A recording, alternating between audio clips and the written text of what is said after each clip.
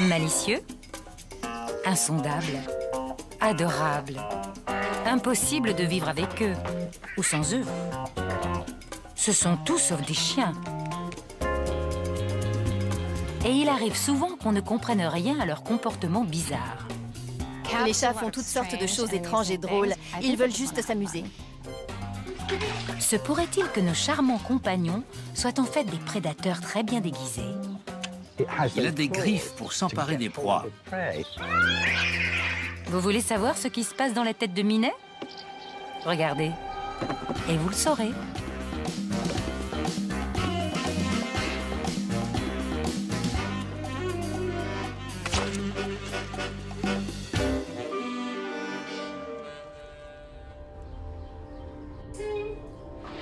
Notre maison, nos règles, pas vraiment. Parfois, c'est comme si nous vivions chez notre chat.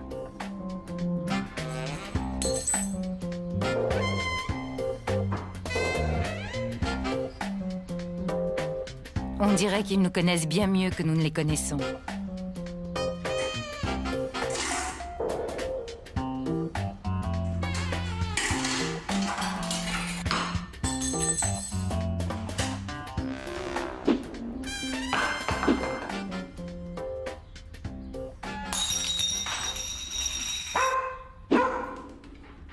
Les chats ne vivent pas selon les mêmes lois que nous, ce qui ne signifie pas pour autant qu'ils sont mauvais. Il n'y a pas de chat scélérat. Même si on pourrait parfois le croire. Tous les agissements des chats dans une maison sont dus à l'environnement dans lequel nous les faisons vivre. Grimper au rideau, faire leurs griffes sur les meubles. Le fait de faire ses griffes est un comportement naturel que les félins à l'état sauvage utilisent pour marquer leur territoire, se détendre, affûter leurs griffes. Les félins en liberté doivent protéger leur territoire contre les intrus. Si vous avez des meubles précieux, ne prenez pas de chat. Les chats se font les griffes, c'est naturel. Ils ont sous les pattes des glandes qui sécrètent une huile. C'est une façon de dire qu'Ève est passée par là, comme une carte de visite. Ce sont des espèces d'étendards chimiques. Ils aiment se rouler partout et semer toutes ces odeurs pour dire « j'étais là ». C'est peut-être comme ça que ça se passe dans la jungle. Mais les chats domestiques ne vivent pas dans la jungle. Un détail que leur ADN ignore. Une créature sauvage et naturelle dort sur votre canapé. Cet être avec lequel vous vivez est resté un chasseur. Il ressent toujours l'appel de la nature. C'est ce côté sauvage qui rend parfois nos compagnons difficiles à vivre.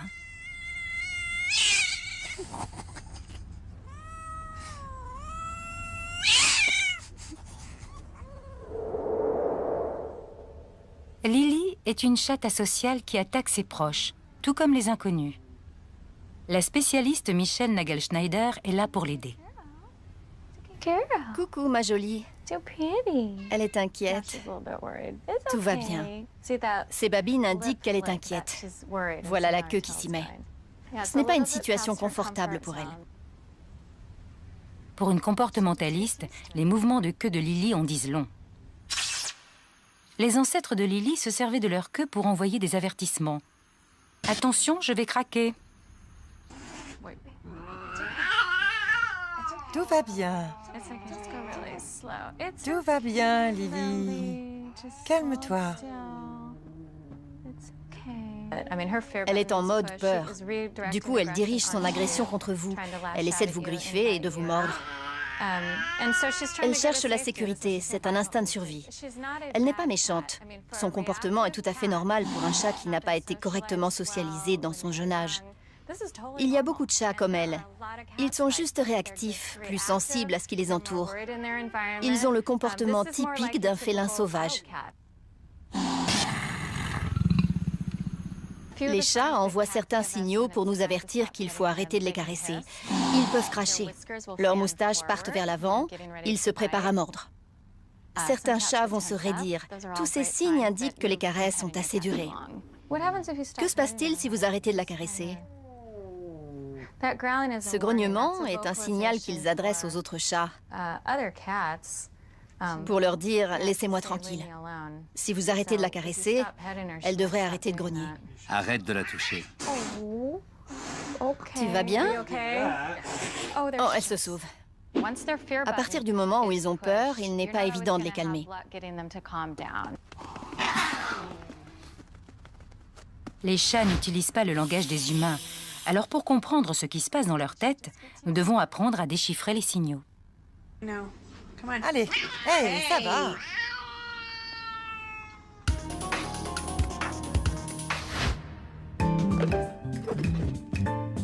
Les chats sont d'une indécrottable curiosité. Ils n'arrêtent jamais de fourrer leur nez partout. Qu'est-ce que tu fabriques? En voilà un qui a acheté un chat en sac.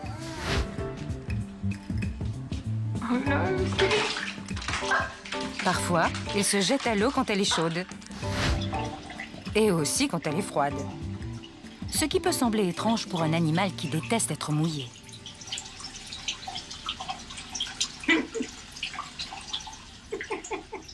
Certains chats sont attirés par l'eau, surtout si elle sort d'une fontaine ou d'un robinet, quand elle est en mouvement. C'est instinctif chez eux, il faut qu'ils trouvent une source d'eau fraîche. De nombreux propriétaires de chats ignorent que les félins sauvages préfèrent boire de l'eau située à distance de leur proie morte.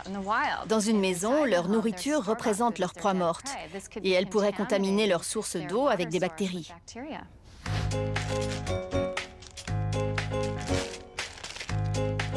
Dans la nature, les félins doivent examiner leur environnement pour voir ce qui s'y cache. De la nourriture, des semblables ou des ennemis. Mais comme les chats domestiques sont bien nourris, il arrive qu'ils dédaignent la nourriture ancestrale.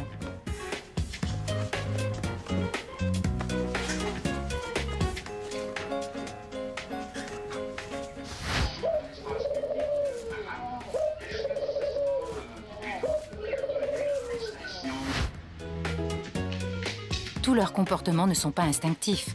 Certains, comme le fait que les chiens sont des ennemis, doivent leur être enseignés par leur mère. Séparer trop tôt un chaton de sa mère, et voilà le résultat.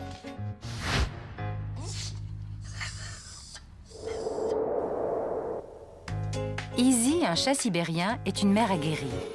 Elle vient de mettre au monde sa 3e portée. Juste après la naissance de ses petits, Izzy fait une chose assez étonnante, pour nous du moins. Elle mange le placenta. Et pourquoi?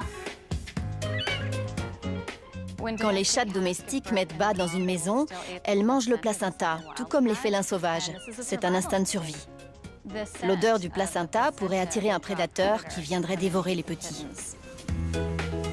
Dans la nature, ces bébés n'auraient aucune chance sans leur mère. Les chatons sont aveugles et sans défense pendant 3 semaines. Ils dépendent entièrement de leur mère. Izzy sait par instinct qu'elle doit garder ses petits réunis. Pas seulement parce que c'est plus facile pour les surveiller. Les nouveau-nés ne peuvent pas réguler la température de leur corps. Dans la nature, ils pourraient souffrir du froid. Mais en groupe, ils se tiennent chaud.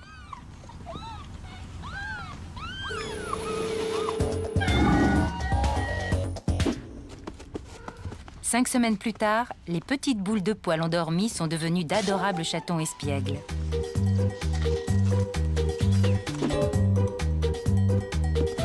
Mais tout ce chahut et cette agitation ont une raison d'être. Lorsque les félins sont tout jeunes, ils doivent affiner leur technique de chasse. Pour cela, ils doivent pratiquer toute une série d'exercices psychomoteurs qui leur sont indispensables pour être plus tard de grands chasseurs. Tels que l'affût, la morsure d'attrape, bondir, la morsure mortelle, ils doivent s'entraîner sans cesse.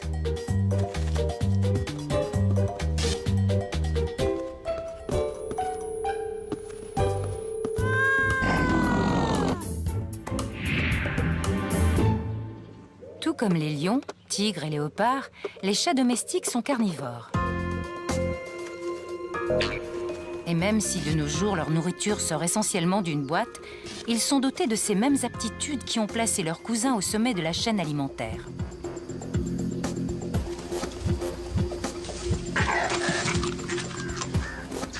Cet animal a l'équipement typique d'un carnivore. Il a des griffes pour s'emparer de ses proies. Il a des crocs pour harponner leur cou. Ce sont de redoutables chasseurs. Les scientifiques estiment qu'aux États-Unis, ils tuent chaque année des centaines de millions d'oiseaux et plus d'1 milliard de petits mammifères.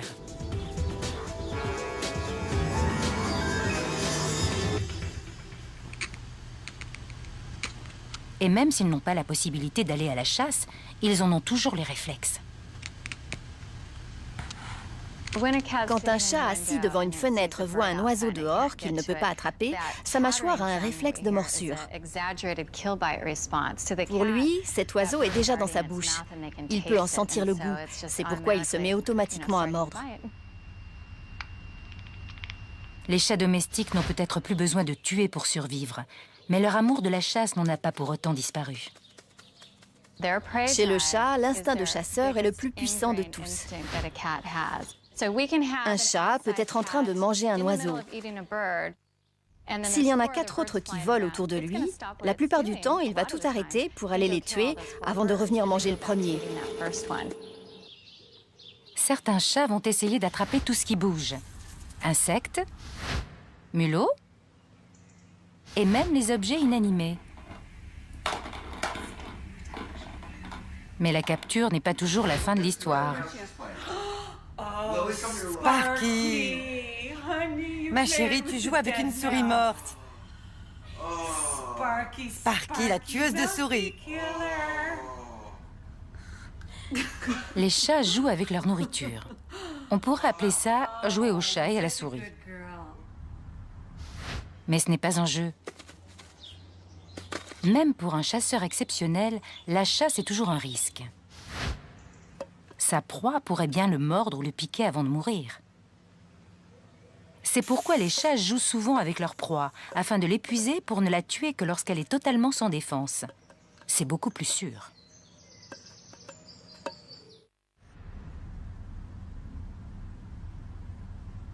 Aux États-Unis, 2 tiers des chats domestiques ne sortent jamais de chez eux. Mais s'ils arrivent à franchir la porte d'entrée, ils peuvent parcourir de très grandes distances. En Angleterre, un groupe de chats est surveillé de très près.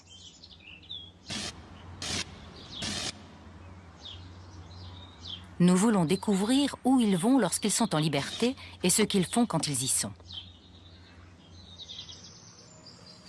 Ce qui devrait peut-être nous permettre de savoir pourquoi les chats font ce qu'ils font quand ils sont chez eux. Les émetteurs GPS vont les suivre à la trace. C'est bon, tu peux y aller. Des caméras montées sur leur collier nous donneront le point de vue d'un chat pendant ses déplacements en ville, tandis que d'autres à vision nocturne, stratégiquement placées, nous montreront une facette des chats que nous ne voyons généralement pas.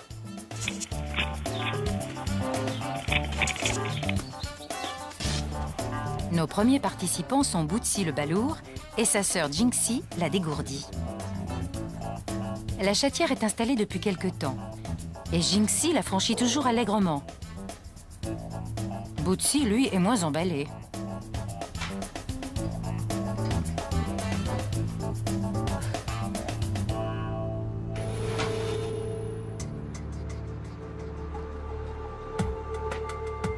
La nuit, l'appel du large est irrésistible.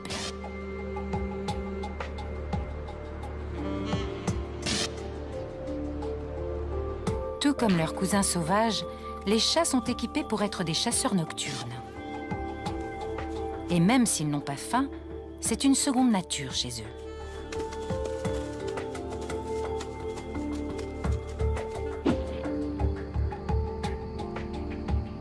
Ils adorent se balader en pleine nuit, même si les dangers potentiels ne sont jamais bien loin. Partir en vadrouille est tellement naturel pour eux qu'il est très surprenant qu'ils aient pu un jour renoncer à leur liberté pour vivre avec nous. Allons faire un petit tour dans l'histoire du chat domestique. Tous les chats ont un ADN particulier en commun, ce qui nous a permis de dresser la carte de leur évolution.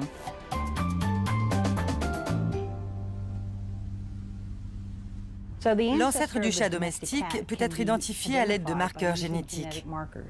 Nous avons dû nous procurer des échantillons d'ADN de chats du monde entier. Nous sommes donc allés au Moyen-Orient, en Asie et en Afrique. Et ensuite, nous avons établi un classement génétique. La recherche indique une espèce de chat comme étant l'ancêtre commun de tous les chats domestiques. Felis sylvestri libica, le chat sauvage d'Afrique. Il vous rappelle quelqu'un? Sans doute, car il y a près de 10 000 ans, il s'est avéré être le bon chat au bon endroit au bon moment. Nous estimons que le chat domestique descend de chats sauvages qui vivaient au Proche-Orient, dans la zone qu'on appelle le croissant fertile, Irak, Turquie et Syrie.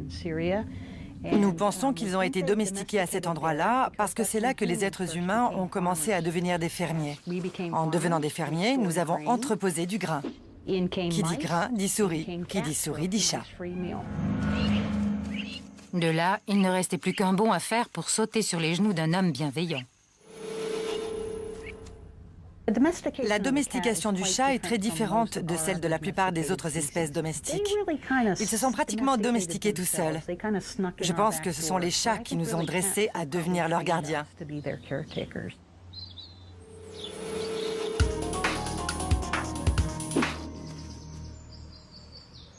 Aucune autre espèce n'est ainsi passée de l'état de chasseur solitaire à celui de compagnon de l'homme. C'est la preuve de leur faculté d'adaptation.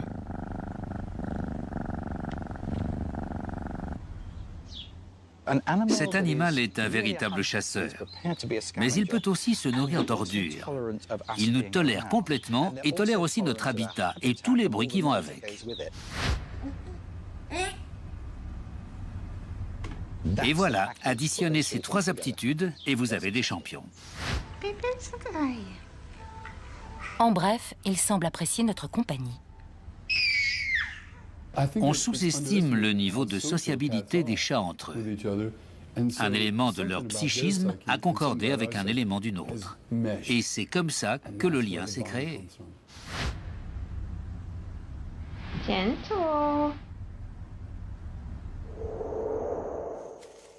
Nous savons maintenant pourquoi les chats sauvages se sont peu à peu rapprochés de l'homme.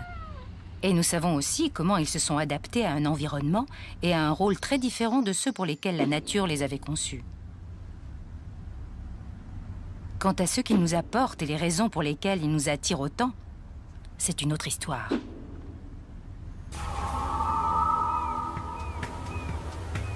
Palm Springs, Californie. Une exposition féline régionale bat son plein. C'est la plus grande race de notre exposition, un Maine Coon. Ils ont une petite queue. Plus de 200 chats pomponnés sont exposés pour la plus grande fierté de leur maître. Idiot mais ravissant. Ce n'est pas parce que tous ces gens adorent les chats qu'ils les aiment pour les mêmes raisons.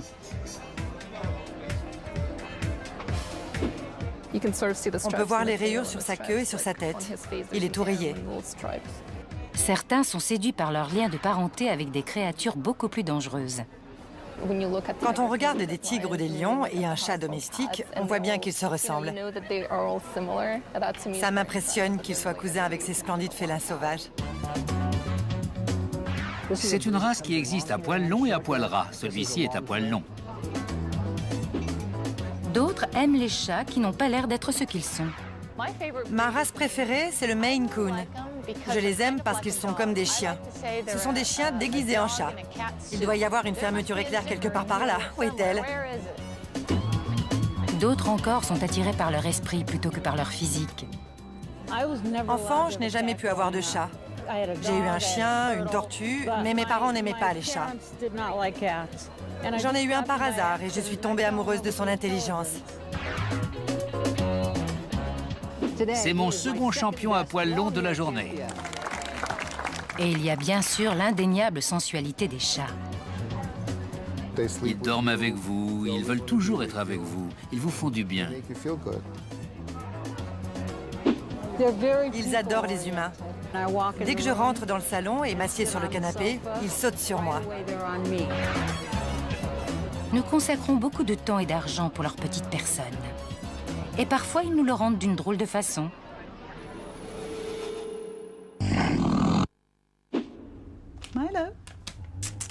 Milo vit avec ses sœurs Meg et Molly et ses maîtres Karen et Bill. Comme vous pouvez le voir, c'est un très beau garçon. Je suis bien sûr totalement partiale. Il est tout en muscles, mais il déborde d'amour.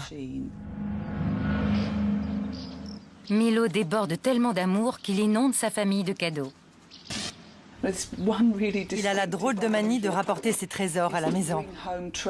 Et ces trésors, ce sont de longues branches de cordyline. Et il est très bavard quand il nous les apporte. De nombreux chats apportent des cadeaux à leur maître. Oh, le joli serpent. Il est énorme. Mais considérer ça comme un gage d'amour n'est peut-être que de la vanité.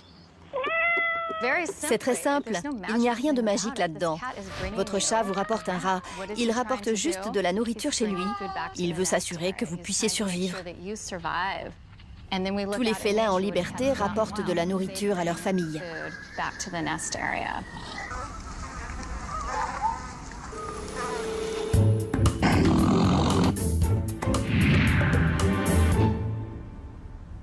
10 000 ans après avoir quitté l'état sauvage, les chats doivent encore apprendre à être nos amis.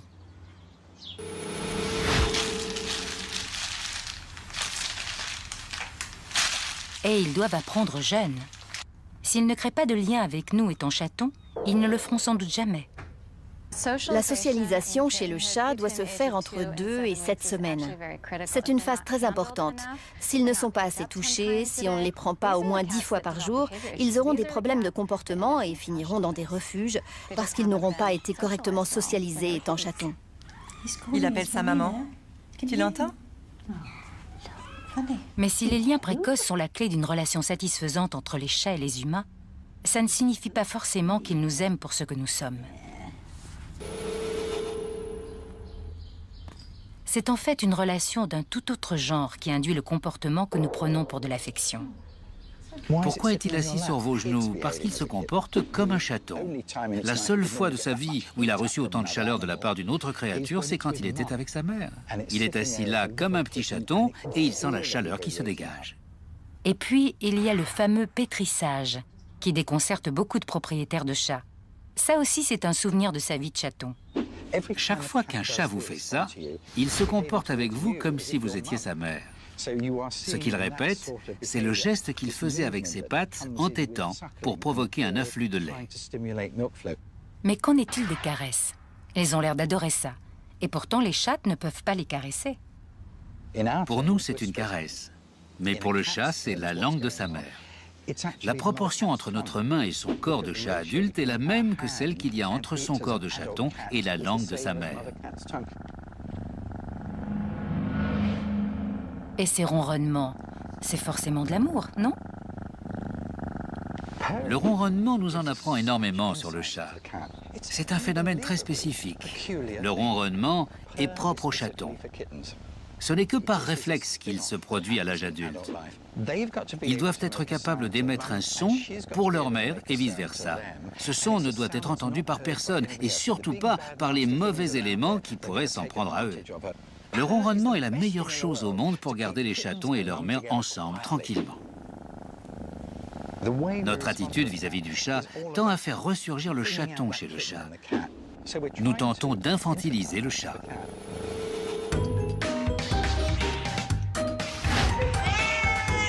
Les chats domestiques sont très bavards, surtout avec leur maître. Ils utilisent 23 différentes sortes de ronronnements, grognements, crachements et miaulements pour nous parler. La vocalisation est réservée aux êtres humains, beaucoup plus qu'aux autres chats. Les chats ont en fait développé un miaulement destiné uniquement aux hommes. Il ressemble un peu à ça. Comme un miaulement de gorge qui provoque une réponse de notre part. Ils se sont aussi adaptés au bruit propre à l'univers des humains. Ils ont compris que nous sommes des animaux beaucoup plus bruyants qu'eux. Quand ils viennent vivre avec nous, ils savent qu'ils doivent crier s'ils veulent être entendus. Alors le plus souvent, ils augmentent le volume de leur miaulement pour pouvoir attirer votre attention. J'ai faim, miaou, miaou, miaou. Et quand leurs miaulements n'ont pas d'effet, ils trouvent quand même le moyen de se faire remarquer.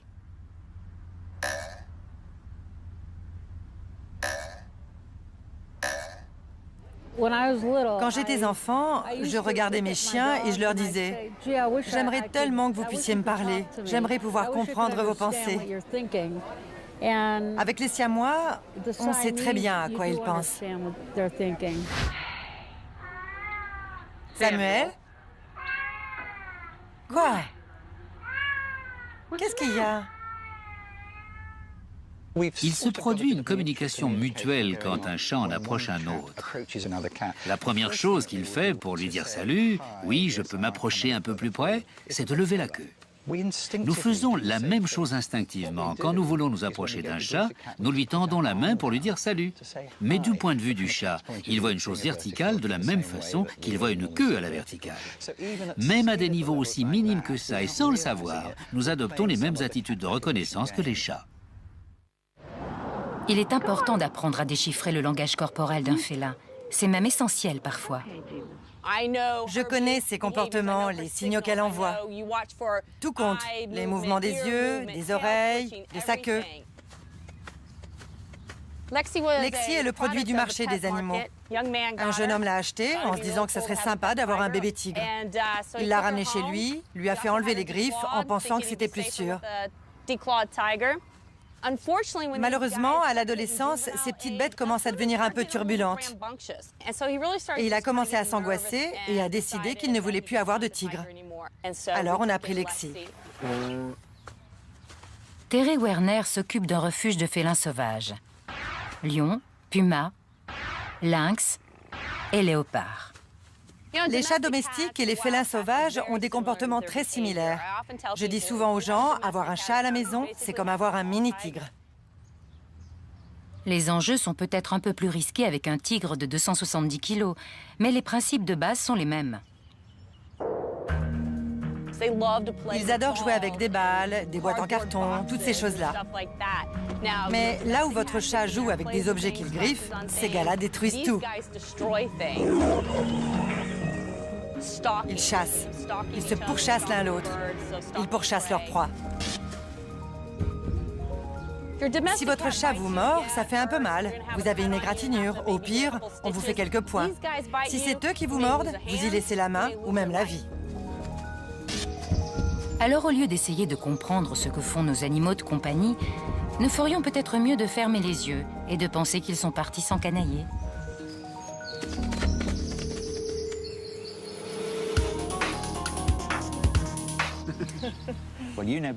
Roger Tabor, quant à lui, veut juste savoir jusqu'où ils vont quand nous les perdons de vue.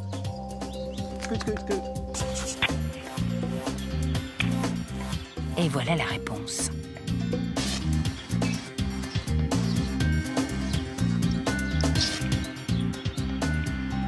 Là, nous avons Patch. Patch est une vieille dame de 13 ans.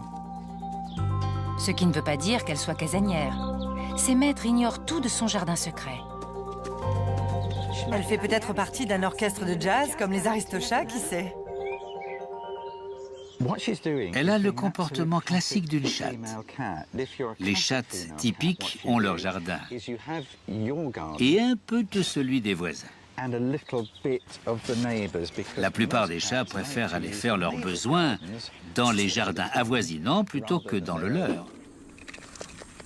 Dans la nature, il est crucial pour la survie d'un animal de marquer, patrouiller et défendre son territoire, que ce soit pour protéger sa nourriture, sa partenaire ou sa progéniture.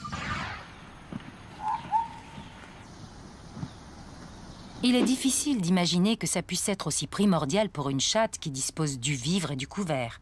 Mais c'est le cas. C'est du moins ce que les gènes de Patch lui disent. Le territoire de Patch couvre une petite zone de jardin des deux côtés de sa rue. Ce qui signifie qu'elle s'aventure rarement au-delà de 90 mètres de chez elle.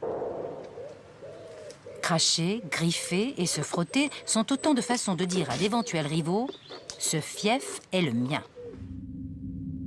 L'étude de Roger révèle comment les chats équipés d'un collier GPS se sont partagés le quartier en territoires organisés autour de leur domicile. Mais les maîtres de Milo le Vandale ignorent qu'il est l'Alexandre le Grand des chats du quartier. Attention, tenez-vous prêts. Milo est en train de conquérir le monde. Milo est un voyageur au long cours. Son territoire englobe une quarantaine de jardins et traverse plusieurs grandes artères. Il est 20 fois plus étendu que celui de la vieille dame Patch.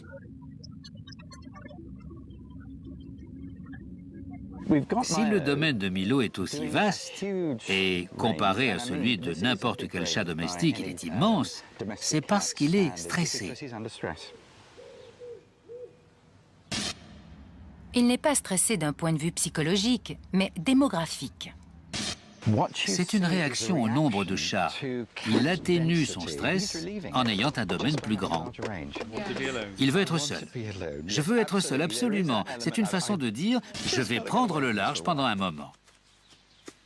Et si les autres chats ne comprennent pas le message, Milo est prêt à leur expliquer. La caméra nous montre comment il règle le problème.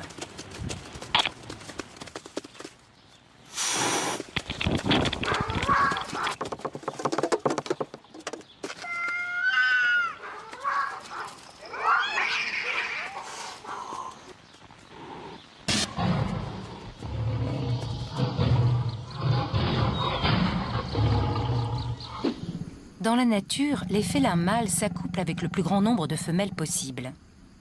Nos chats ont exactement les mêmes priorités, et c'est aussi pour cela qu'ils défendent leur territoire contre les intrus.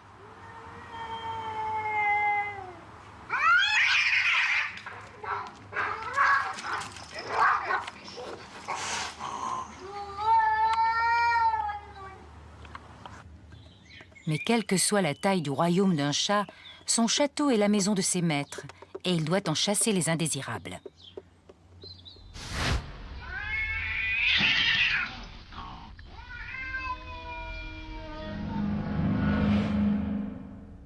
Megan vit dans un appartement près de San Francisco avec ses 3 chats. Les 2 jeunes mâles se font presque tout le temps la guerre.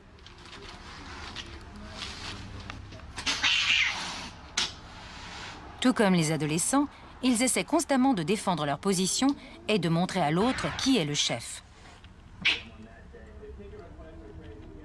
L'appartement de Megan est petit et il leur est difficile de s'éviter. Un intérieur est généralement conçu pour faire le bonheur des maîtres et non pas du chat. Alors quand les chats sont en conflit avec le partage de l'eau, de la nourriture, de leur caisse, le comportement territorial commence à se manifester et l'hostilité s'installe entre eux. Edix, ça suffit! Vous avez sans doute déjà remarqué que les chats veulent toujours s'installer le plus haut possible dans la pièce où ils sont.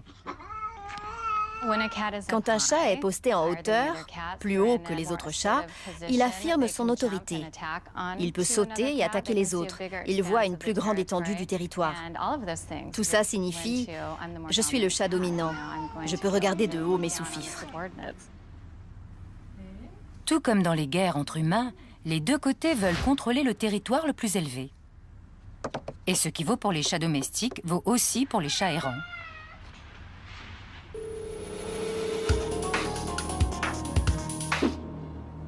Rome est connue pour être la cité des chats sauvages.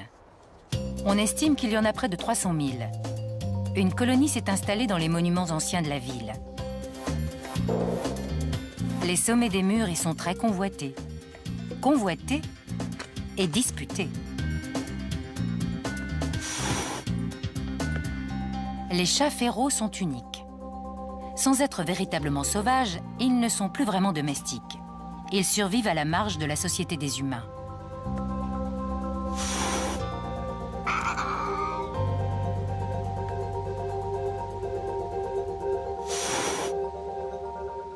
Quelles que soient les concessions que les chats sauvages ont faites il y a près de 10 000 ans pour s'entendre avec nous, ceux-là n'en font plus. Il ne faut pas longtemps à un chat pour apprendre à vivre dans la rue, s'il le doit.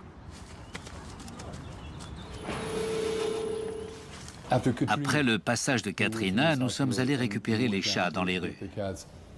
Et après 2 semaines, beaucoup d'entre eux attrapaient des oiseaux. Ils s'en sortaient pas forcément très bien, mais beaucoup mieux qu'un chien ne l'aurait fait.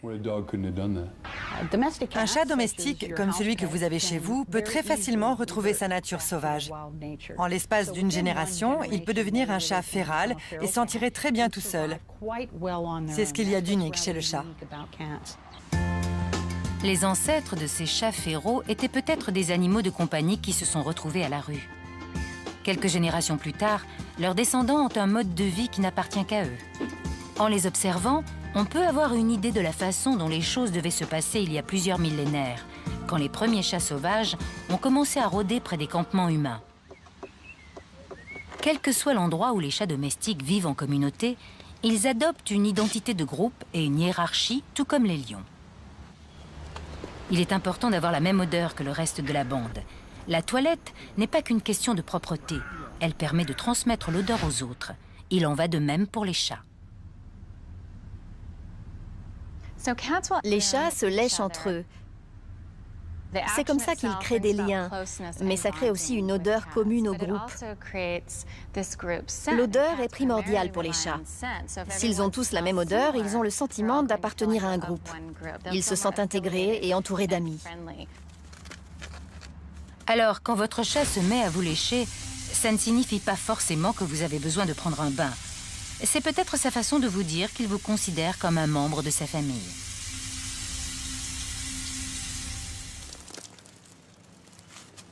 L'odeur est un élément clé dans l'univers des chats. Au cours de sa vie, il est essentiel pour un chat de savoir quelles sont les bonnes odeurs et quelles sont les mauvaises. L'odeur qui permet à un mâle de savoir qu'une femelle est en chaleur. Bonne. Celle qui dit « Je suis un membre de ta tribu ». Bonne. Celle qui annonce « Me voici, c'est ici que sont mes toilettes, c'est ici que je mange ». Pas si bonne. Un instinct de survie les pousse à recouvrir leurs excréments et leur urine dans leur caisse afin d'éviter que leur odeur puisse attirer des prédateurs ou d'autres chats dans leur domaine.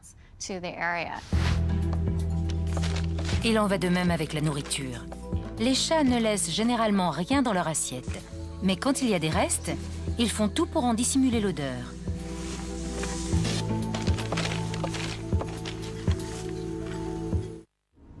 La relation homme-chat semble profiter aux deux parties.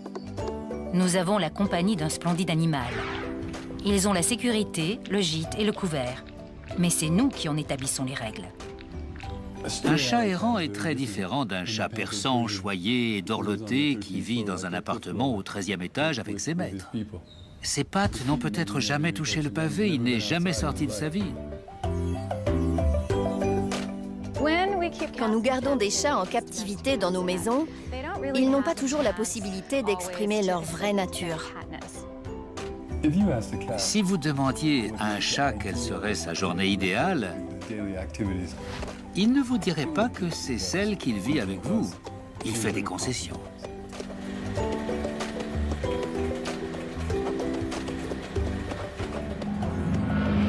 Kevin Fitzgerald soigne des animaux depuis 30 ans.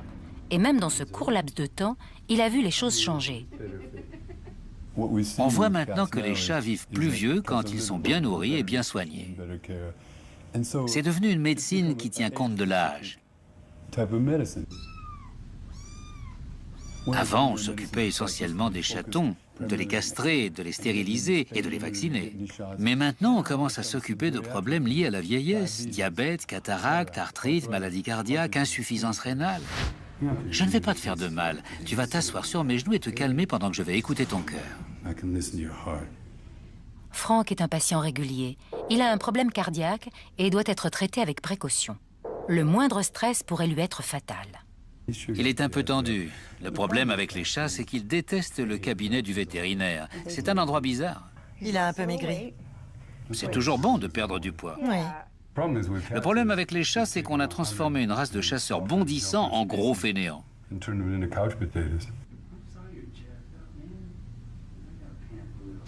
Regardez les espèces sauvages. À l'école vétérinaire, on plaisantait en disant qu'il n'y a jamais de gros lions. Si nous devions chasser tout ce que nous mangions, nous serions très minces, nous aussi. L'obésité est l'un des problèmes majeurs que je rencontre. Je ne suis pas certain que les chats soient faits pour manger autant et aussi souvent que nous. C'est un véritable problème avec les Américains. C'est une bouchée pour moi, une bouchée pour toi. Comment dire à un homme de 160 kilos que son chat est trop gros? En faisant entrer le chat dans notre monde, nous lui avons donné un style de vie dangereux pour sa santé. Et dans notre désir de créer le chat parfait, nous avons joué avec la génétique pour modifier leur apparence physique. Nous avons même créé de nouvelles races. Bella est un Blue Lynx Point himalayen. Quand Dieu a distribué les nez, il l'a oublié. Absolument. Mais joli nez et autres caractéristiques inventées peuvent causer des problèmes. Maintenant, les chats persans ont une belle tête. Ils ont un nez minuscule, des grands yeux et de petites oreilles. C'est une mutation naturelle. Ils sont engendrés et nés comme ça. Si nous pensons juste qu'ils doivent avoir un beau pelage, une queue de telle longueur, si nous voulons uniquement qu'ils soient beaux, ça peut engendrer des problèmes de santé. Certaines races au visage aplati ont des problèmes avec leurs yeux et des problèmes respiratoires. Le nez raccourci, le voile du palais allongé, la trachée enfoncée. Ce n'est pas la nature qui a voulu qu'ils aient ce minuscule nez. Dans les cas extrêmes, notre goût pour la rareté et l'originalité a engendré des animaux qui ne seront jamais capables de vivre dans la nature. Nous créons des chats de marque qui n'ont absolument rien à voir avec les chats qui vivaient au siècle dernier.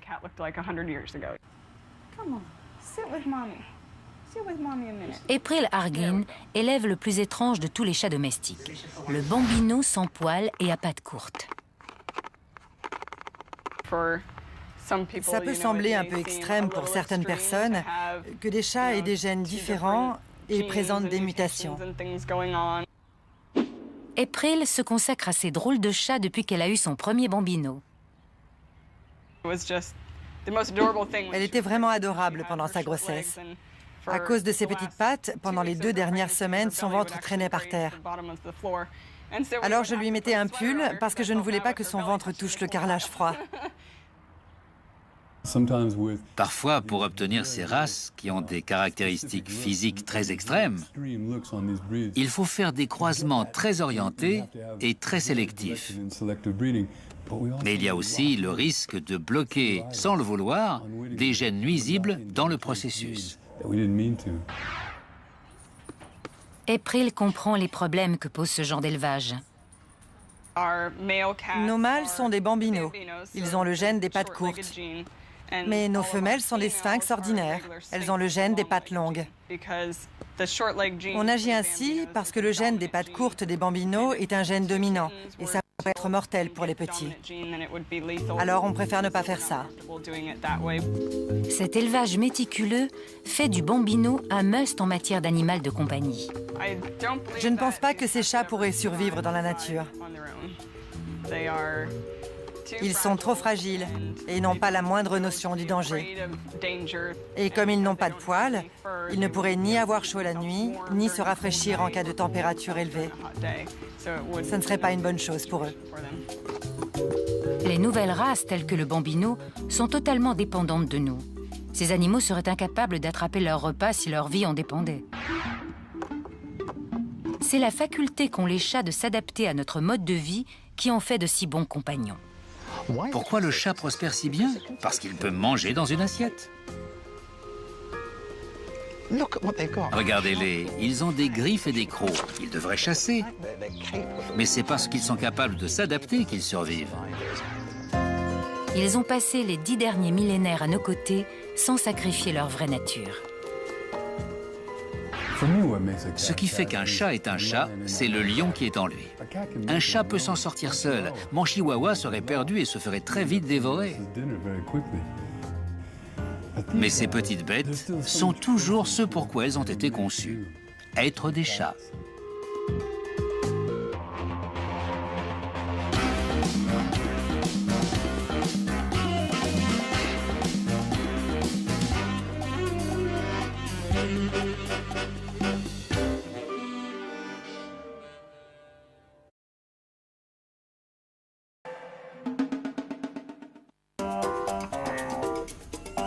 Malicieux, insondables, adorables. Impossible de vivre avec eux, ou sans eux. Ce sont tous sauf des chiens. Et il arrive souvent qu'on ne comprenne rien à leur comportement bizarre. Les chats font toutes sortes de choses étranges et drôles. Ils veulent juste s'amuser. Se pourrait-il que nos charmants compagnons soient en fait des prédateurs très bien déguisés? Il a des griffes pour s'emparer des proies. Vous voulez savoir ce qui se passe dans la tête de Minet? Regardez, et vous le saurez.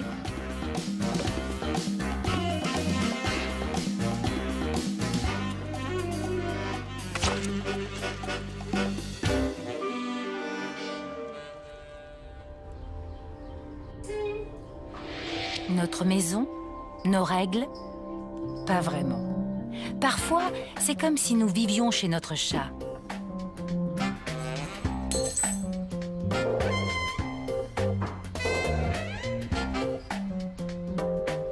On dirait qu'ils nous connaissent bien mieux que nous ne les connaissons.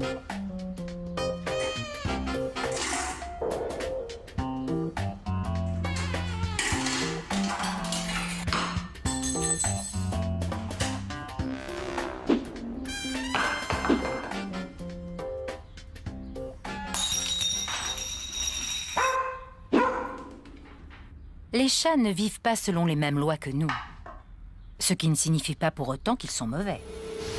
Il n'y a pas de chat scélérat. Même si on pourrait parfois le croire. Tous les agissements des chats dans une maison sont dus à l'environnement dans lequel nous les faisons vivre. Grimper aux rideaux, faire leurs griffes sur les meubles. Le fait de faire ces griffes est un comportement naturel que les félins à l'état sauvage utilisent pour marquer leur territoire, se détendre, affûter leurs griffes. Les félins en liberté doivent protéger leur territoire contre les intrus. Si vous avez des meubles précieux, ne prenez pas de chat. Les chats se font les griffes, c'est naturel. Ils ont sous les pattes des glandes qui sécrètent une huile. C'est une façon de dire qu'Ève est passée par là, comme une carte de visite. Ce sont des espèces d'étendards chimiques. Ils aiment se rouler partout et semer toutes ces odeurs pour dire « j'étais là ». C'est peut-être comme ça que ça se passe dans la jungle. Mais les chats domestiques ne vivent pas dans la jungle. Un détail que leur ADN ignore. Une créature sauvage et naturelle dort sur votre canapé. Cet être avec lequel vous vivez est resté un chasseur. Il ressent toujours l'appel de la nature. C'est ce côté sauvage qui rend parfois nos compagnons difficiles à vivre.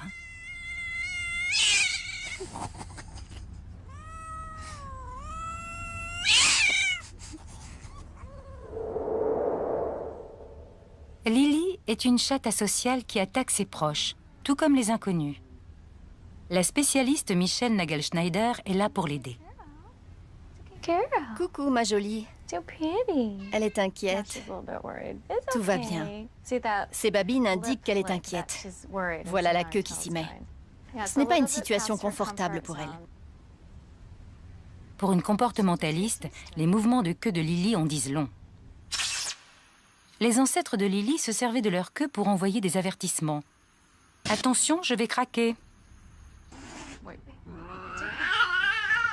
Tout va bien. Tout va bien, Lily. Calme-toi. Elle est en mode peur. Du coup, elle dirige son agression contre vous. Elle essaie de vous griffer et de vous mordre. Elle cherche la sécurité, c'est un instinct de survie. Elle n'est pas méchante. Son comportement est tout à fait normal pour un chat qui n'a pas été correctement socialisé dans son jeune âge. Il y a beaucoup de chats comme elle. Ils sont juste réactifs, plus sensibles à ce qui les entoure. Ils ont le comportement typique d'un félin sauvage. Les chats envoient certains signaux pour nous avertir qu'il faut arrêter de les caresser. Ils peuvent cracher. Leurs moustaches partent vers l'avant. Ils se préparent à mordre. Certains chats vont se raidir. Tous ces signes indiquent que les caresses ont assez duré. Que se passe-t-il si vous arrêtez de la caresser? Ce grognement est un signal qu'ils adressent aux autres chats. pour leur dire « laissez-moi tranquille ». Si vous arrêtez de la caresser, elle devrait arrêter de grogner. Arrête de la toucher. Tu vas bien? Oh, elle se sauve. À partir du moment où ils ont peur, il n'est pas évident de les calmer. Les chats n'utilisent pas le langage des humains. Alors pour comprendre ce qui se passe dans leur tête, nous devons apprendre à déchiffrer les signaux. Allez, hey, ça va.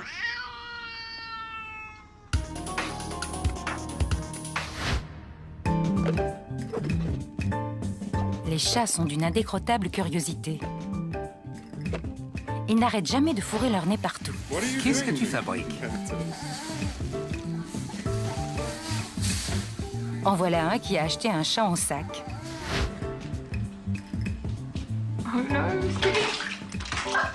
Parfois, il se jette à l'eau quand elle est chaude. Et aussi quand elle est froide. Ce qui peut sembler étrange pour un animal qui déteste être mouillé.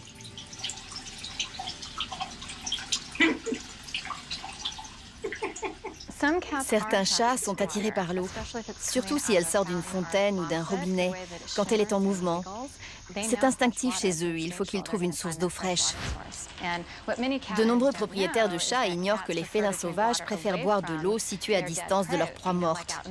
Dans une maison, leur nourriture représente leur proie morte, et elle pourrait contaminer leur source d'eau avec des bactéries.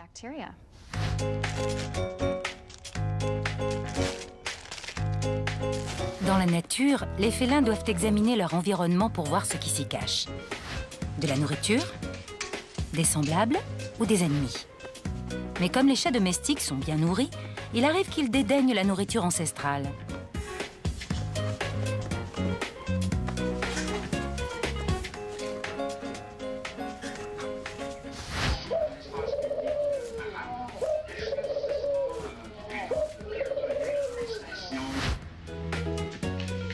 Tous leurs comportements ne sont pas instinctifs. Certains, comme le fait que les chiens sont des ennemis, doivent leur être enseignés par leur mère.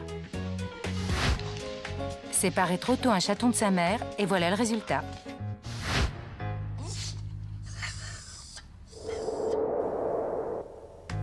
Izzy, un chat sibérien, est une mère aguerrie. Elle vient de mettre au monde sa 3e portée. Juste après la naissance de ses petits, Izzy fait une chose assez étonnante, pour nous du moins. Elle mange le placenta. Et pourquoi? Quand les chats domestiques mettent bas dans une maison, elles mangent le placenta, tout comme les félins sauvages. C'est un instinct de survie. L'odeur du placenta pourrait attirer un prédateur qui viendrait dévorer les petits. Dans la nature, ces bébés n'auraient aucune chance sans leur mère. Les chatons sont aveugles et sans défense pendant 3 semaines. Ils dépendent entièrement de leur mère. Izzy sait par instinct qu'elle doit garder ses petits réunis. Pas seulement parce que c'est plus facile pour les surveiller.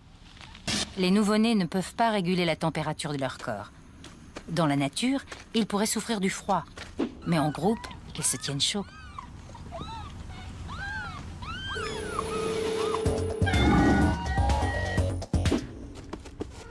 Cinq semaines plus tard, les petites boules de poils endormies sont devenues d'adorables chatons espiègles.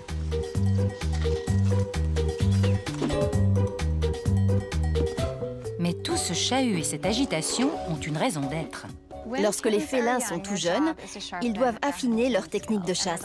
Pour cela, ils doivent pratiquer toute une série d'exercices psychomoteurs qui leur sont indispensables pour être plus tard de grands chasseurs. Tels que l'affût, la morsure d'attrape, bondir, la morsure mortelle, ils doivent s'entraîner sans cesse.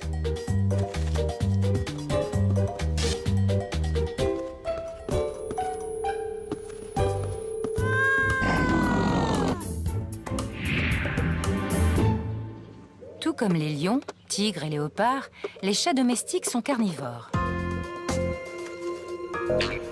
Et même si de nos jours leur nourriture sort essentiellement d'une boîte, ils sont dotés de ces mêmes aptitudes qui ont placé leurs cousins au sommet de la chaîne alimentaire.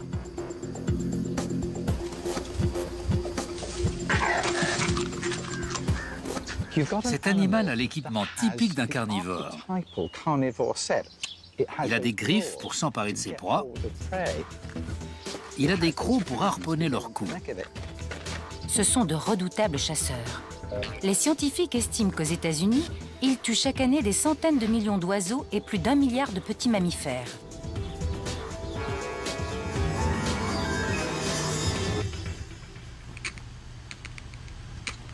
Et même s'ils n'ont pas la possibilité d'aller à la chasse, ils en ont toujours les réflexes.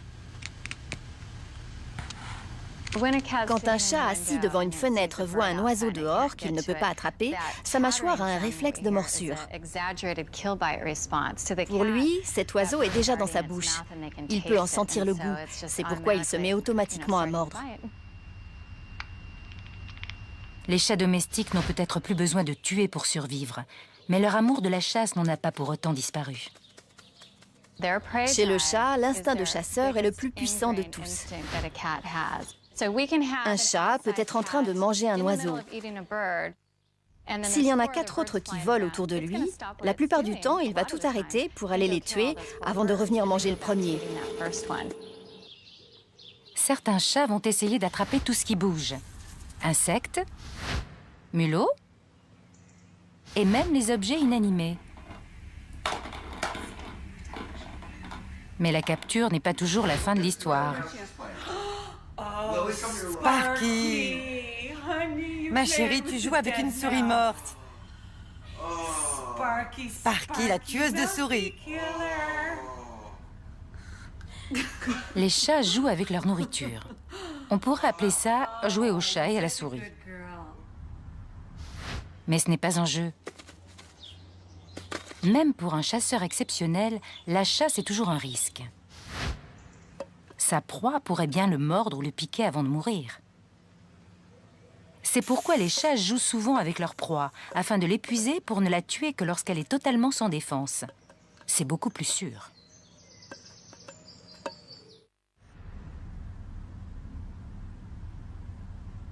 Aux États-Unis, 2 tiers des chats domestiques ne sortent jamais de chez eux. Mais s'ils arrivent à franchir la porte d'entrée, ils peuvent parcourir de très grandes distances. En Angleterre, un groupe de chats est surveillé de très près.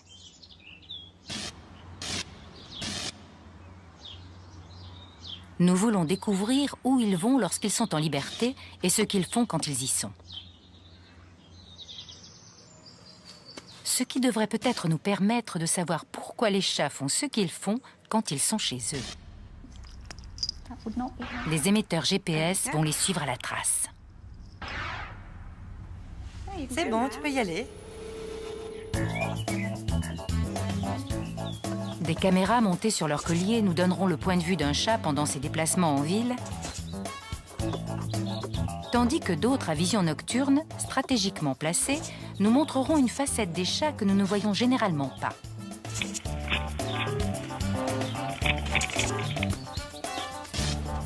Nos premiers participants sont Bootsy le balourd et sa sœur Jinxie la dégourdie. La chatière est installée depuis quelque temps et Jinxie la franchit toujours allègrement. Bootsy, lui, est moins emballé.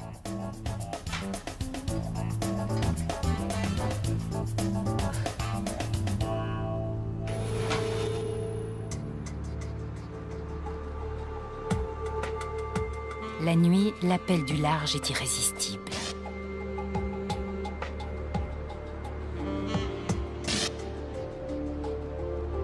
Tout comme leurs cousins sauvages, les chats sont équipés pour être des chasseurs nocturnes.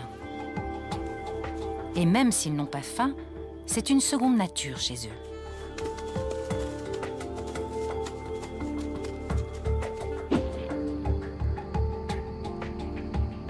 Ils adorent se balader en pleine nuit, même si les dangers potentiels ne sont jamais bien loin.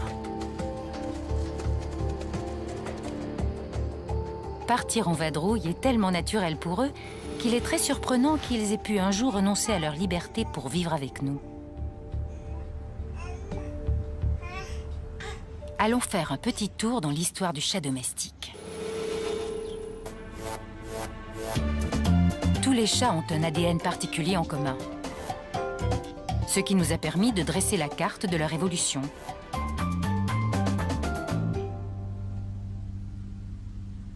L'ancêtre du chat domestique peut être identifié à l'aide de marqueurs génétiques. Nous avons dû nous procurer des échantillons d'ADN de chats du monde entier. Nous sommes donc allés au Moyen-Orient, en Asie et en Afrique. Et ensuite, nous avons établi un classement génétique. La recherche indique une espèce de chat comme étant l'ancêtre commun de tous les chats domestiques. Felis sylvestri libica, le chat sauvage d'Afrique. Il vous rappelle quelqu'un? Sans doute, car il y a près de 10 000 ans, il s'est avéré être le bon chat au bon endroit au bon moment.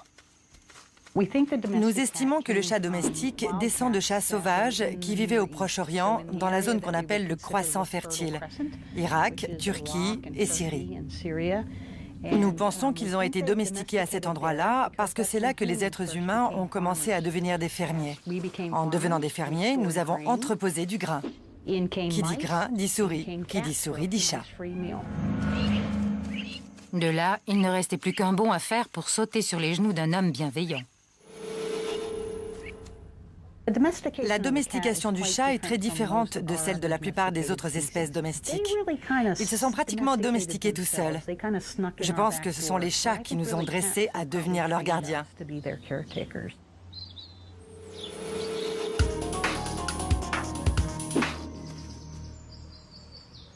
Aucune autre espèce n'est ainsi passée de l'état de chasseur solitaire à celui de compagnon de l'homme. C'est la preuve de leur faculté d'adaptation.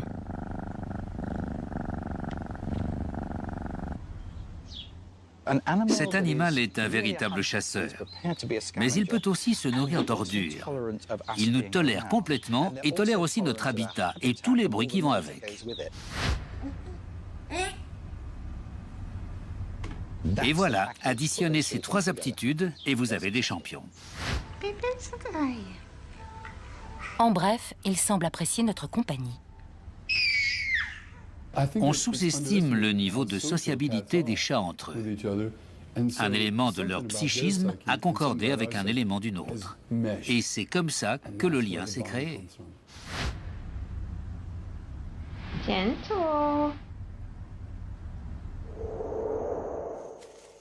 Nous savons maintenant pourquoi les chats sauvages se sont peu à peu rapprochés de l'homme.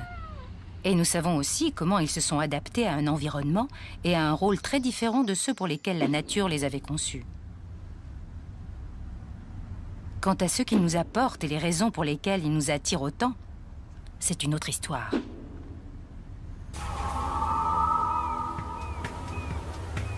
Palm Springs, Californie. Une exposition féline régionale bat son plein. C'est la plus grande race de notre exposition, un Maine Coon. Ils ont une petite queue. Plus de 200 chats pomponnés sont exposés pour la plus grande fierté de leur maître.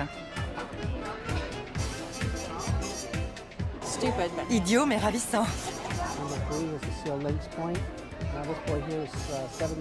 Ce n'est pas parce que tous ces gens adorent les chats qu'ils les aiment pour les mêmes raisons.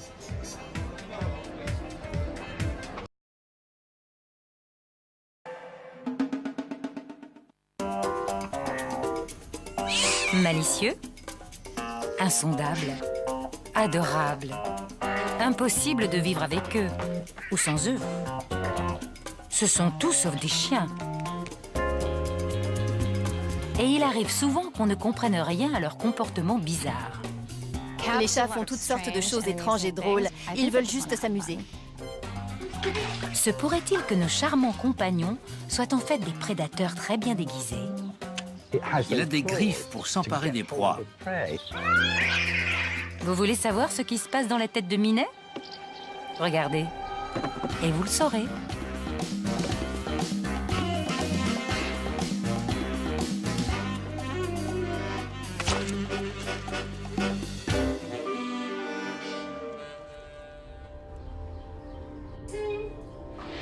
Notre maison, nos règles, pas vraiment. Parfois, c'est comme si nous vivions chez notre chat.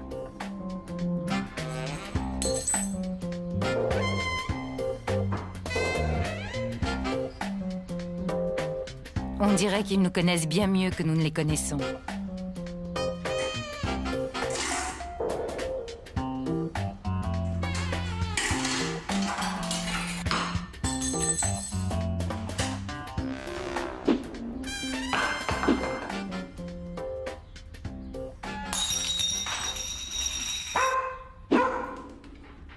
Les chats ne vivent pas selon les mêmes lois que nous, ce qui ne signifie pas pour autant qu'ils sont mauvais. Il n'y a pas de chat scélérat. Même si on pourrait parfois le croire. Tous les agissements des chats dans une maison sont dus à l'environnement dans lequel nous les faisons vivre.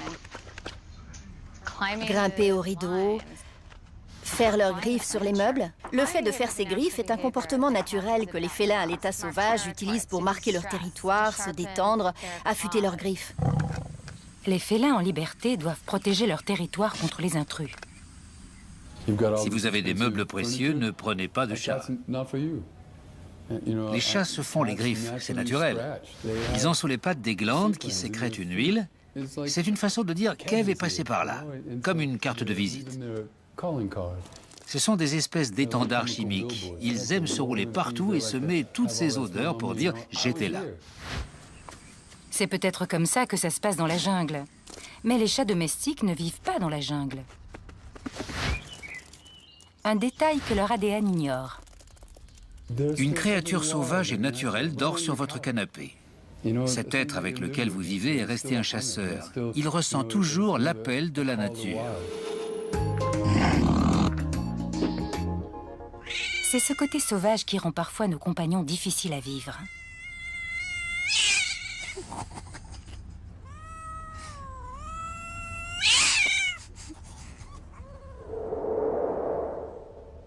Lily est une chatte asociale qui attaque ses proches, tout comme les inconnus.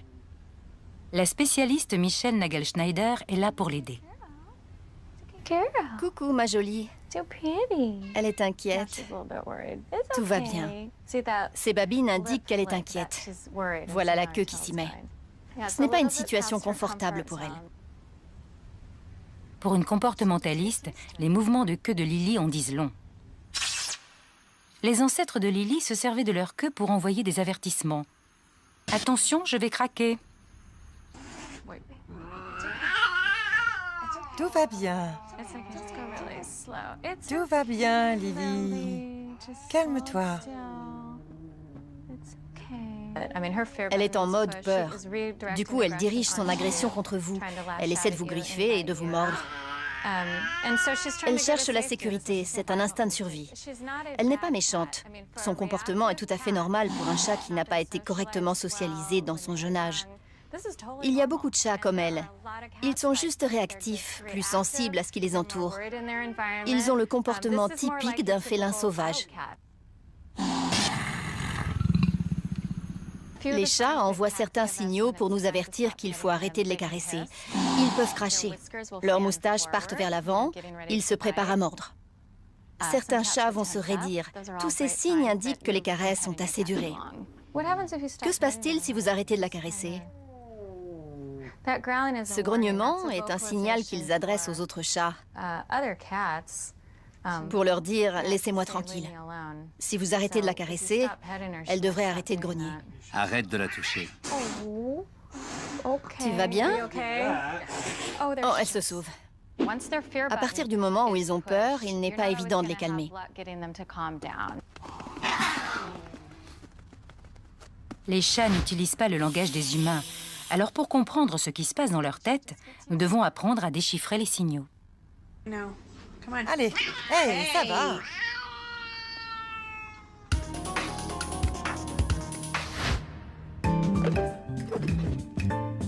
Les chats sont d'une indécrottable curiosité. Ils n'arrêtent jamais de fourrer leur nez partout. Qu'est-ce que tu fabriques?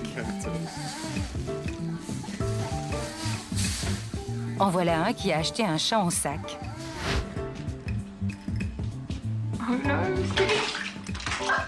Parfois, il se jette à l'eau quand elle est chaude. Et aussi quand elle est froide. Ce qui peut sembler étrange pour un animal qui déteste être mouillé.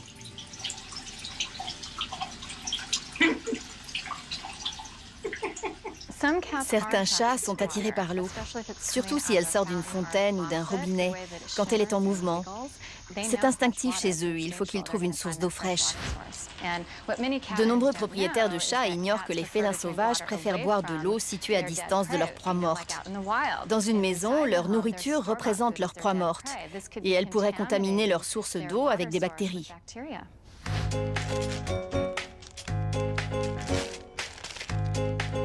Dans la nature, les félins doivent examiner leur environnement pour voir ce qui s'y cache. De la nourriture, des semblables ou des ennemis. Mais comme les chats domestiques sont bien nourris, il arrive qu'ils dédaignent la nourriture ancestrale.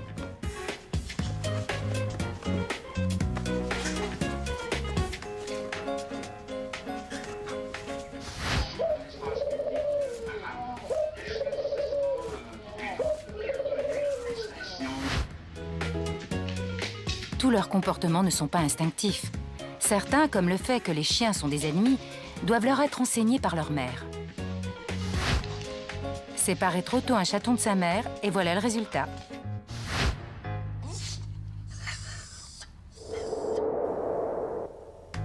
Izzy, un chat sibérien, est une mère aguerrie. Elle vient de mettre au monde sa 3e portée. Juste après la naissance de ses petits, Izzy fait une chose assez étonnante, pour nous du moins. Elle mange le placenta. Et pourquoi?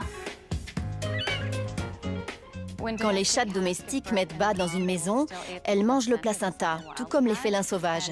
C'est un instinct de survie.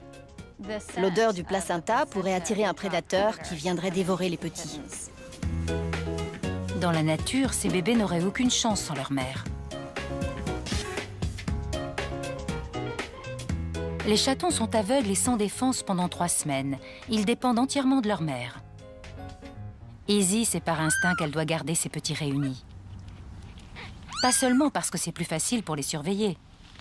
Les nouveau-nés ne peuvent pas réguler la température de leur corps. Dans la nature, ils pourraient souffrir du froid. Mais en groupe, ils se tiennent chaud.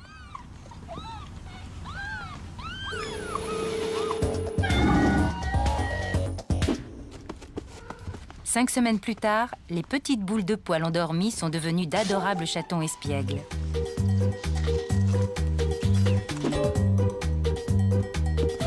Mais tout ce chahut et cette agitation ont une raison d'être.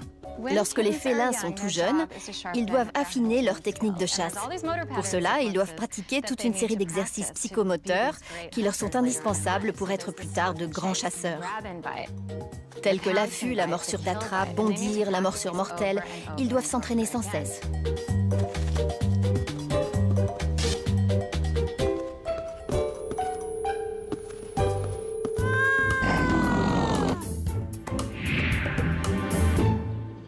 Tout comme les lions, tigres et léopards, les chats domestiques sont carnivores.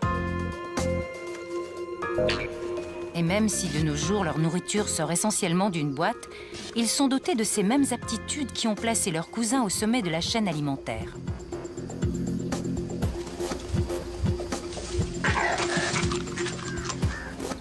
Cet animal a l'équipement typique d'un carnivore. Il a des griffes pour s'emparer de ses proies. Il a des crocs pour harponner leur cou. Ce sont de redoutables chasseurs. Les scientifiques estiment qu'aux États-Unis, ils tuent chaque année des centaines de millions d'oiseaux et plus d'1 milliard de petits mammifères.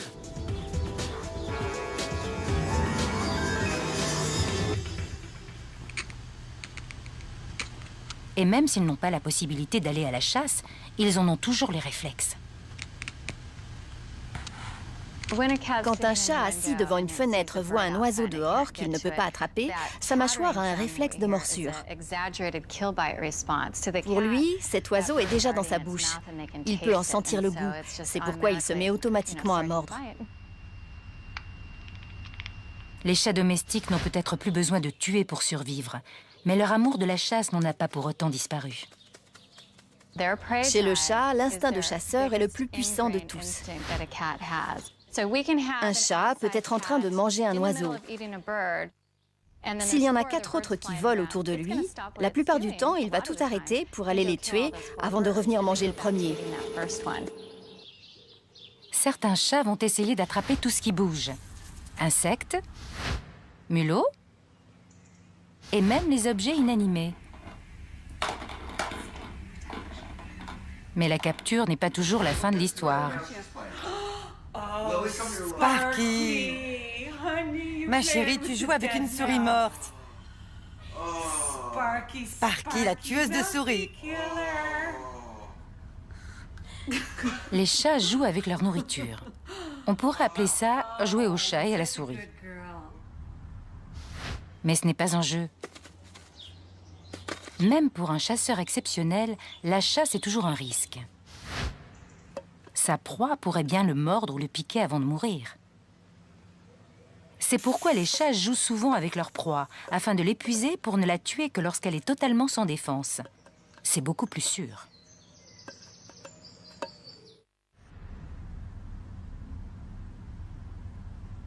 Aux États-Unis, 2/3 des chats domestiques ne sortent jamais de chez eux. Mais s'ils arrivent à franchir la porte d'entrée, ils peuvent parcourir de très grandes distances.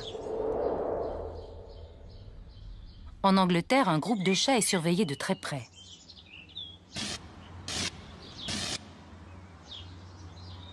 Nous voulons découvrir où ils vont lorsqu'ils sont en liberté et ce qu'ils font quand ils y sont. Ce qui devrait peut-être nous permettre de savoir pourquoi les chats font ce qu'ils font quand ils sont chez eux. Les émetteurs GPS vont les suivre à la trace. C'est bon, tu peux y aller.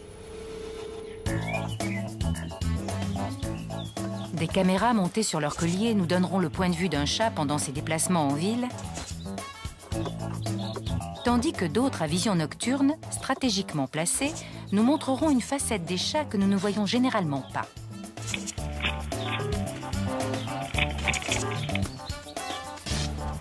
Nos premiers participants sont Bootsy le balourd et sa sœur Jinxie la dégourdie. La chatière est installée depuis quelque temps et Jinxie la franchit toujours allègrement. Bootsy, lui, est moins emballé.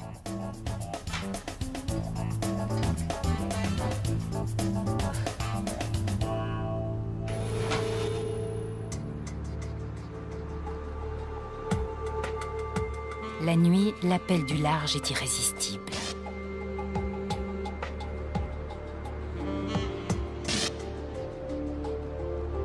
Tout comme leurs cousins sauvages, les chats sont équipés pour être des chasseurs nocturnes. Et même s'ils n'ont pas faim, c'est une seconde nature chez eux.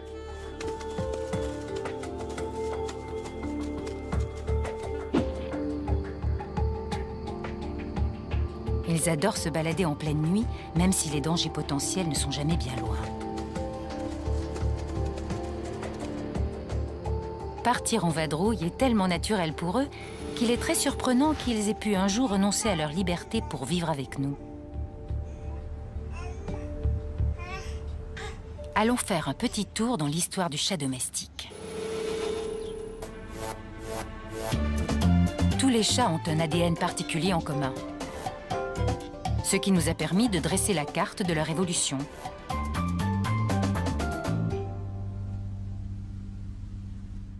L'ancêtre du chat domestique peut être identifié à l'aide de marqueurs génétiques. Nous avons dû nous procurer des échantillons d'ADN de chats du monde entier. Nous sommes donc allés au Moyen-Orient, en Asie et en Afrique.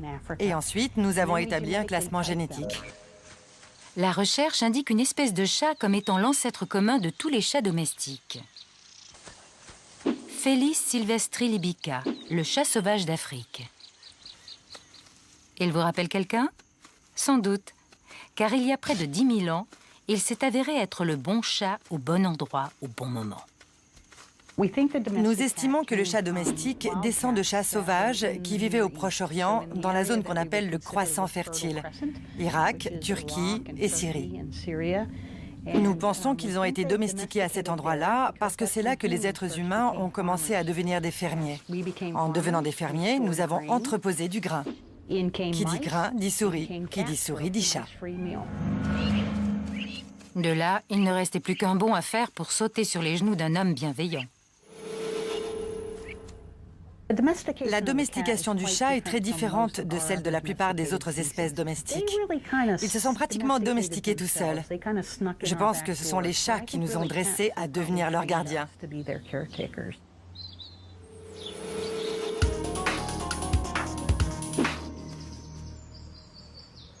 Aucune autre espèce n'est ainsi passée de l'état de chasseur solitaire à celui de compagnon de l'homme. C'est la preuve de leur faculté d'adaptation.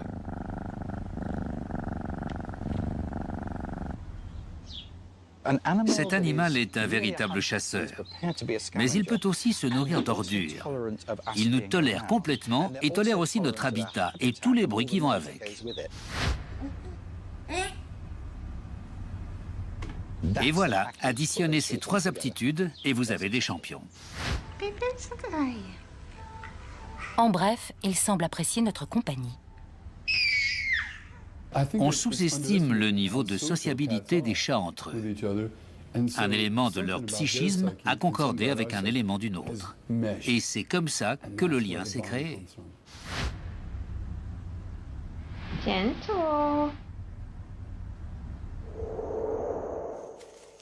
Nous savons maintenant pourquoi les chats sauvages se sont peu à peu rapprochés de l'homme.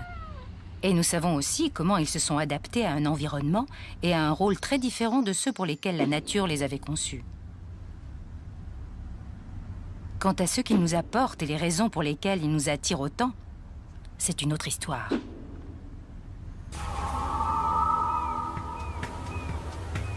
Palm Springs, Californie. Une exposition féline régionale bat son plein. C'est la plus grande race de notre exposition, un Maine Coon. Ils ont une petite queue.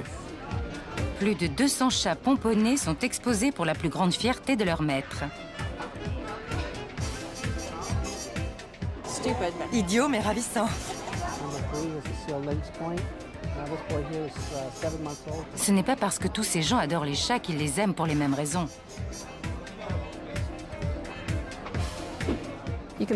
On peut voir les rayures sur sa queue et sur sa tête.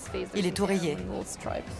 Certains sont séduits par leur lien de parenté avec des créatures beaucoup plus dangereuses. Quand on regarde des tigres ou des lions et un chat domestique, on voit bien qu'ils se ressemblent.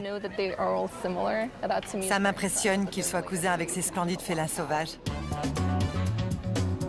C'est une race qui existe à poil long et à poil ras. Celui-ci est à poil long.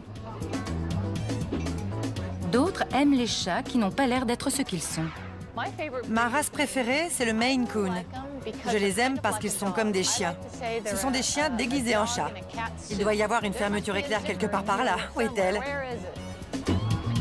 D'autres encore sont attirés par leur esprit plutôt que par leur physique. Enfant, je n'ai jamais pu avoir de chat. J'ai eu un chien, une tortue, mais mes parents n'aimaient pas les chats. J'en ai eu un par hasard et je suis tombée amoureuse de son intelligence. C'est mon second champion à poil long de la journée. Et il y a bien sûr l'indéniable sensualité des chats. Ils dorment avec vous, ils veulent toujours être avec vous. Ils vous font du bien. Ils adorent les humains. Dès que je rentre dans le salon et m'assieds sur le canapé, ils sautent sur moi. Nous consacrons beaucoup de temps et d'argent pour leur petite personne. Et parfois, ils nous le rendent d'une drôle de façon.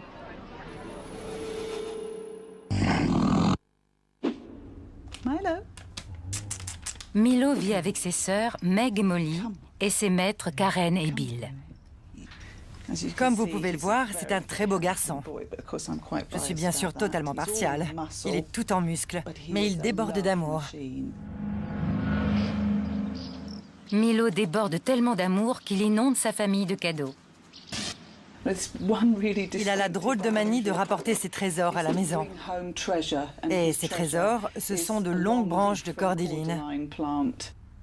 Et il est très bavard quand il nous les apporte. De nombreux chats apportent des cadeaux à leur maître. Oh, le joli serpent. Il est énorme. Mais considérer ça comme un gage d'amour n'est peut-être que de la vanité. C'est très simple. Il n'y a rien de magique là-dedans. Votre chat vous rapporte un rat. Il rapporte juste de la nourriture chez lui. Il veut s'assurer que vous puissiez survivre. Tous les félins en liberté rapportent de la nourriture à leur famille.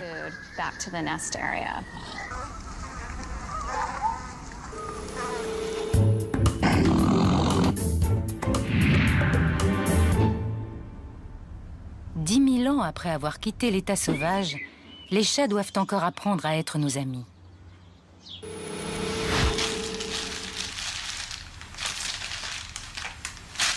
Et ils doivent apprendre jeunes. S'ils ne créent pas de lien avec nous étant chatons, ils ne le feront sans doute jamais. La socialisation chez le chat doit se faire entre 2 et 7 semaines. C'est une phase très importante.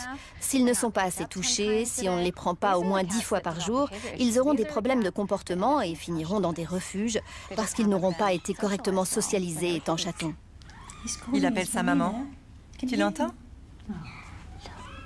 Mais si les liens précoces sont la clé d'une relation satisfaisante entre les chats et les humains, ça ne signifie pas forcément qu'ils nous aiment pour ce que nous sommes. C'est en fait une relation d'un tout autre genre qui induit le comportement que nous prenons pour de l'affection. Pourquoi est-il assis sur vos genoux? Parce qu'il se comporte comme un chaton. La seule fois de sa vie où il a reçu autant de chaleur de la part d'une autre créature, c'est quand il était avec sa mère. Il est assis là comme un petit chaton et il sent la chaleur qui se dégage. Et puis, il y a le fameux pétrissage, qui déconcerte beaucoup de propriétaires de chats. Ça aussi, c'est un souvenir de sa vie de chaton. Chaque fois qu'un chat vous fait ça, il se comporte avec vous comme si vous étiez sa mère. Ce qu'il répète, c'est le geste qu'il faisait avec ses pattes en tétant pour provoquer un afflux de lait. Mais qu'en est-il des caresses? Elles ont l'air d'adorer ça. Et pourtant, les chattes ne peuvent pas les caresser. Pour nous, c'est une caresse. Mais pour le chat, c'est la langue de sa mère. La proportion entre notre main et son corps de chat adulte est la même que celle qu'il y a entre son corps de chaton et la langue de sa mère.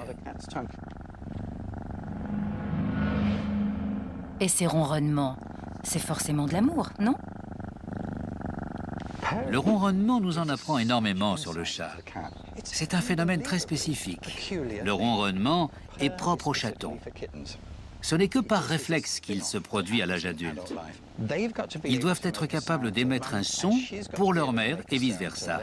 Ce son ne doit être entendu par personne et surtout pas par les mauvais éléments qui pourraient s'en prendre à eux. Le ronronnement est la meilleure chose au monde pour garder les chatons et leur mère ensemble, tranquillement. Notre attitude vis-à-vis du chat tend à faire ressurgir le chaton chez le chat. Nous tentons d'infantiliser le chat.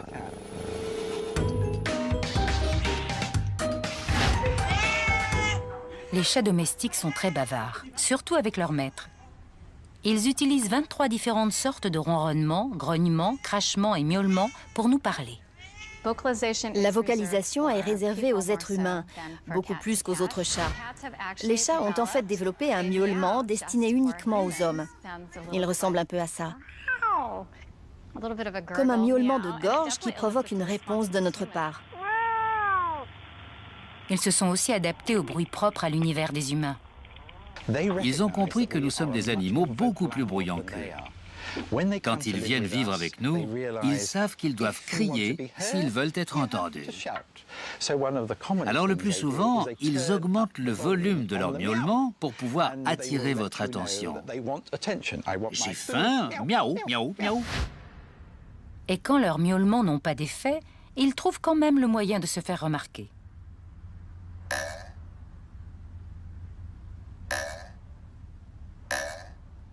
Quand j'étais enfant, je regardais mes chiens et je leur disais « J'aimerais tellement que vous puissiez me parler. J'aimerais pouvoir comprendre vos pensées. » Avec les siamois, on sait très bien à quoi ils pensent. Samuel? Quoi? Qu'est-ce qu'il y a? Il se produit une communication mutuelle quand un chat en approche un autre. La première chose qu'il fait pour lui dire salut, oui, je peux m'approcher un peu plus près, c'est de lever la queue. Nous faisons la même chose instinctivement. Quand nous voulons nous approcher d'un chat, nous lui tendons la main pour lui dire salut. Mais du point de vue du chat, il voit une chose verticale de la même façon qu'il voit une queue à la verticale. Même à des niveaux aussi minimes que ça, et sans le savoir, nous adoptons les mêmes attitudes de reconnaissance que les chats. Il est important d'apprendre à déchiffrer le langage corporel d'un félin. C'est même essentiel parfois. Je connais ses comportements, les signaux qu'elle envoie. Tout compte, les mouvements des yeux, des oreilles, de sa queue. Lexi est le produit du marché des animaux. Un jeune homme l'a acheté en se disant que ce serait sympa d'avoir un bébé tigre. Il l'a ramené chez lui a fait enlever les griffes en pensant que c'était plus sûr. Malheureusement, à l'adolescence, ces petites bêtes commencent à devenir un peu turbulentes. Et il a commencé à s'angoisser et a décidé qu'il ne voulait plus avoir de tigre. Alors on a pris Lexi. Terry Werner s'occupe d'un refuge de félins sauvages. Lions, pumas, lynx et léopards. Les chats domestiques et les félins sauvages ont des comportements très similaires. Je dis souvent aux gens, avoir un chat à la maison, c'est comme avoir un mini-tigre. Les enjeux sont peut-être un peu plus risqués avec un tigre de 270 kg, mais les principes de base sont les mêmes. Ils adorent jouer avec des balles, des boîtes en carton, toutes ces choses-là. Mais là où votre chat joue avec des objets qu'il griffe, ces gars-là détruisent tout. Ils chassent. Ils se pourchassent l'un l'autre. Ils pourchassent leur proie. Si votre chat vous mord, ça fait un peu mal. Vous avez une égratignure. Au pire, on vous fait quelques points. Si c'est eux qui vous mordent, vous y laissez la main ou même la vie. Alors au lieu d'essayer de comprendre ce que font nos animaux de compagnie, nous ferions peut-être mieux de fermer les yeux et de penser qu'ils sont partis s'encanailler.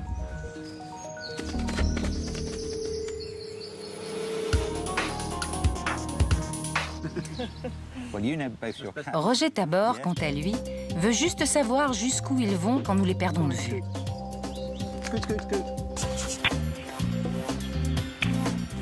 Et voilà la réponse.